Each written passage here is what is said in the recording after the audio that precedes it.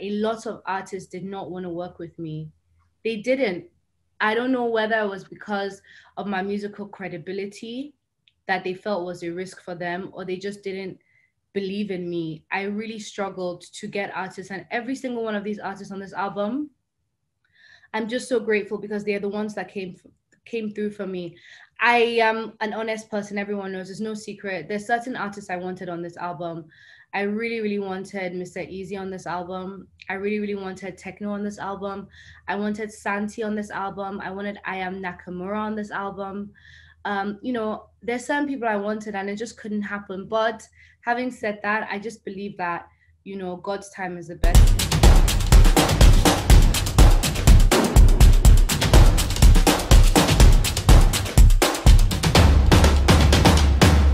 Good morning. It's so exciting to connect with everybody. Thank you for joining me. This is a very special moment for me. My album, Original Cuppy, is en route, and I couldn't be any more prouder. So thank you to everyone attending this morning. I wish I could be with you in Lagos, but obviously the pandemic has got me stuck away from home, but I'm sending you good vibes. And this is my first interaction with the press directly, and it had to be with obviously my own people from back home. So I'm so excited to talk to you about, this album. It's my first ever album, Original Cuppy, and I have honestly worked so hard on it. I'm proud of what it's become because I think that it's so much more than an album. It's become me being unapologetically myself, me showing that actually I have something to say, I have something to give. And for many years, people have known me as a DJ, of course, and I've loved doing what I've done, but I've also felt very much limited and I felt misunderstood. So this album is a big opportunity for me to be honest, put myself out there, and really tell my story. And I'm so excited to share this moment with you.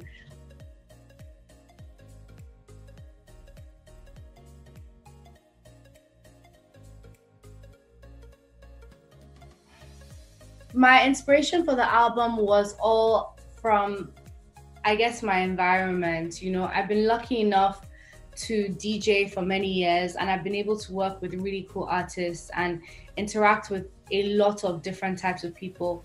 So when you look at the album, I mean, one track I just want to highlight is Ekwe, which is the first track on the album, and that's literally my hometown where I'm from. It's in Lagos State, and that's a direct example of an inspiration. I went to Ekwe and my family owned a farm, and I recorded so many voice field notes and samples, and I put them into my album. So that's an example of how, the place I grew up, my hometown, I went back there to create some sort of impact.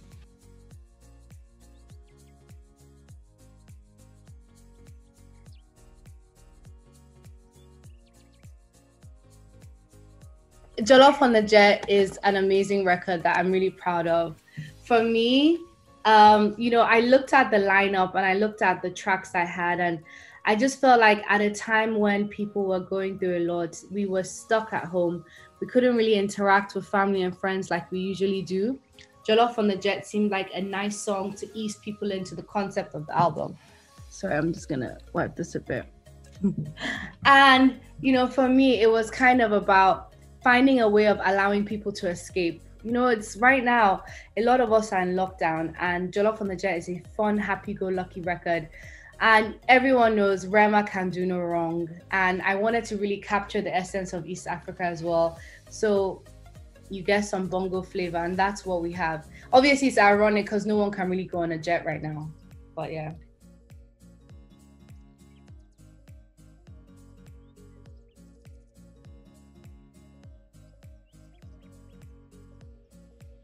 To be honest, it has been pretty partly great, partly not so great. Yeah, I don't know whether I'm allowed to swear here, but anyway, yeah, parts of it has been very nice because I've been forced to focus and I've been forced to just get on with it. The other part is missing my inspo, the fact that I'm fueled by traveling around, the fact that I'm able to, do things freely was part of my brand. So I've been frustrated. And also, let me tell you this. I've never met Rema in real life, never met Rivani in real life, never met Wyclef in real life, never met Fireboy in real life, never met Julian Marley, Sashina Peters, No Samadi. Yeah. So that is what you get through a pandemic. You get an epic lineup, but I haven't met half these artists. Wow.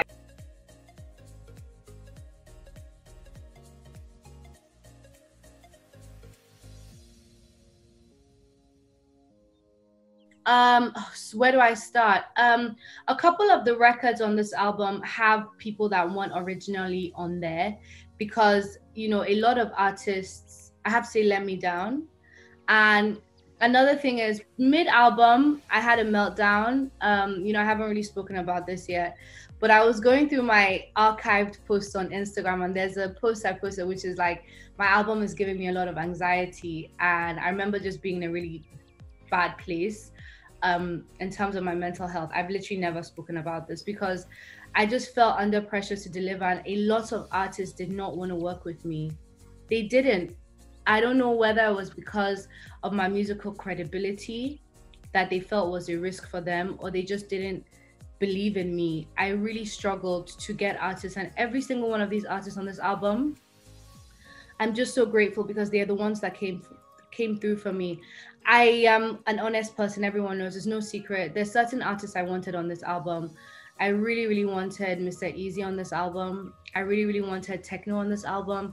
I wanted Santi on this album. I wanted I Am Nakamura on this album.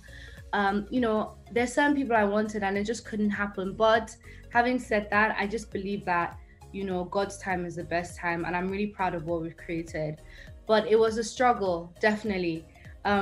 It was, and it makes me even more proud. You know, the world is just about to hear it, but I'm already winning because I've achieved this.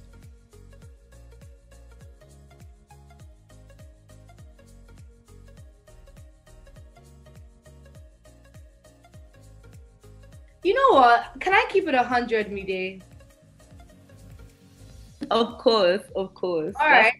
So the interlude actually corresponds to two very interesting opinions. Oye Mike and what's his name? Ush Baby. Both said something very interesting about me. Oye Mike said, you know, singing is not my forte. And Ush Baby said, you know, Cuppy is whack. And so I use those opinions, I turn my lemons into lemonade. And that's the beauty of the interlude. And that's what really this is about. You know, I can't wait to see Oye Mike's reaction, and Ush Baby. Is that his name? I don't even know him.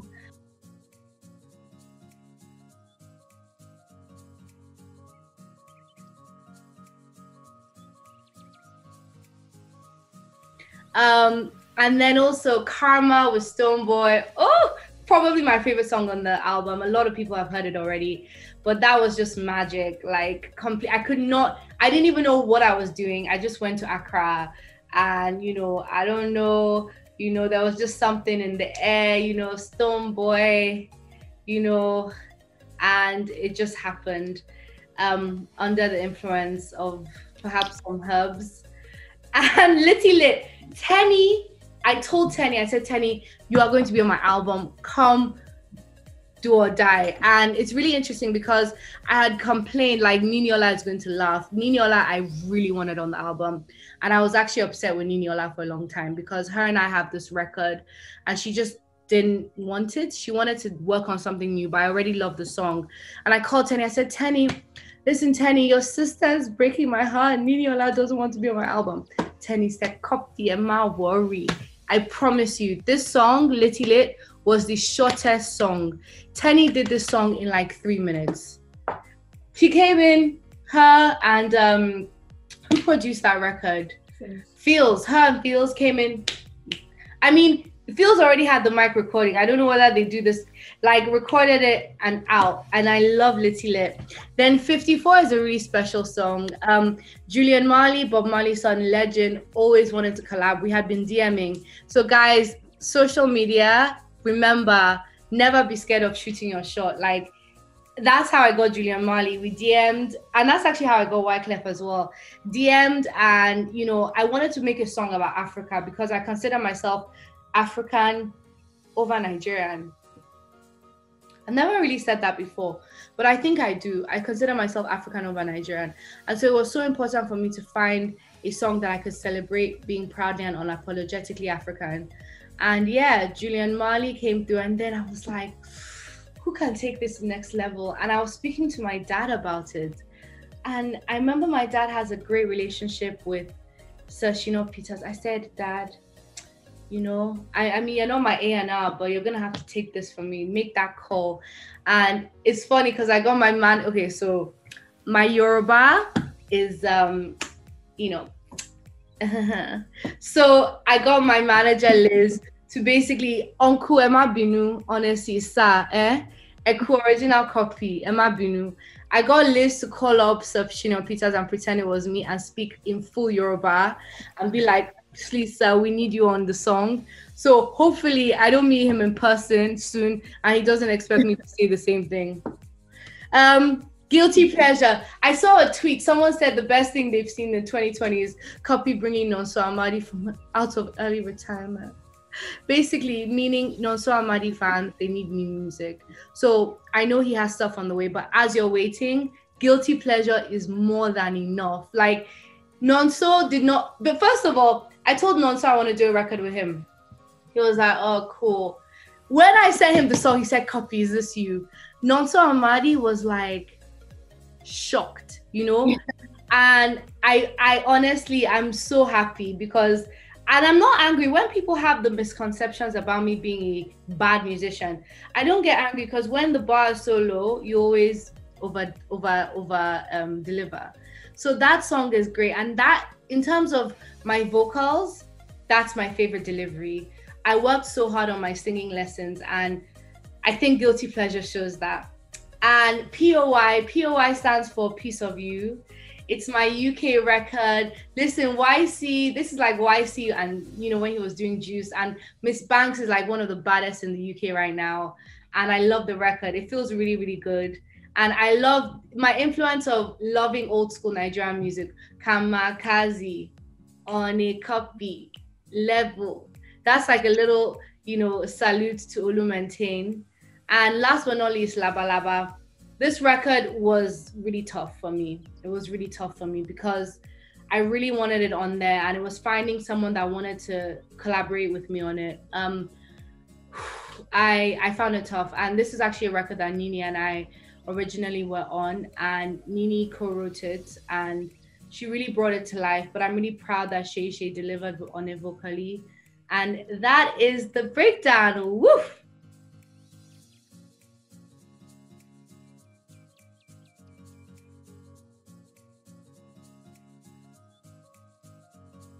I think what's next for me is putting this out to the world.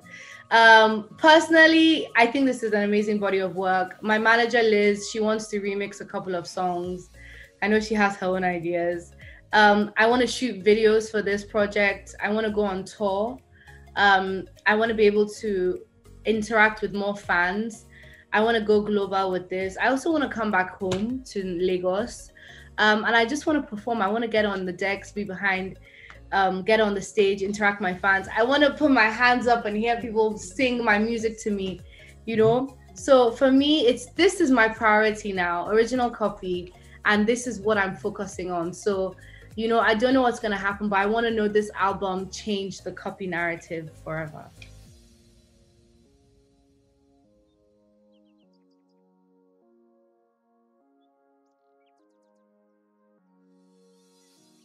I would love to eat jollof. It's a really good question.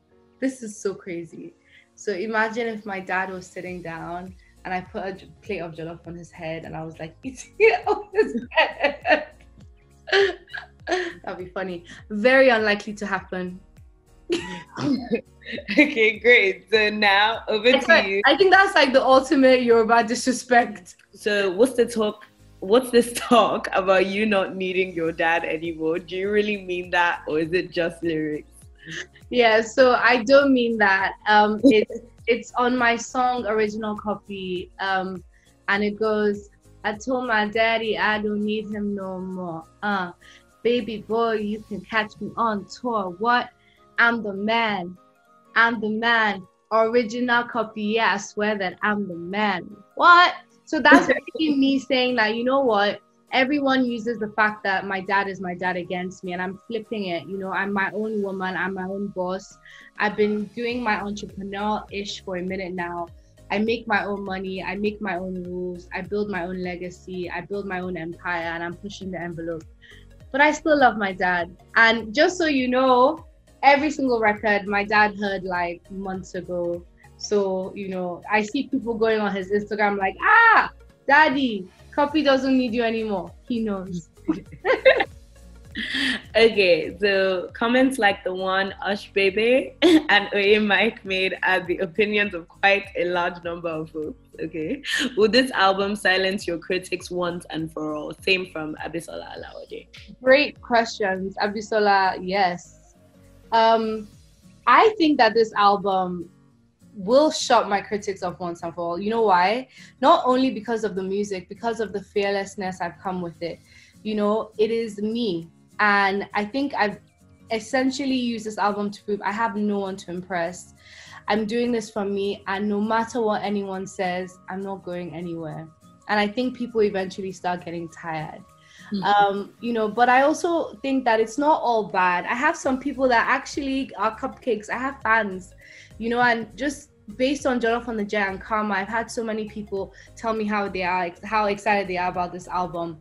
So, you know, my word would be to anyone that isn't a Cuppy fan, that's okay.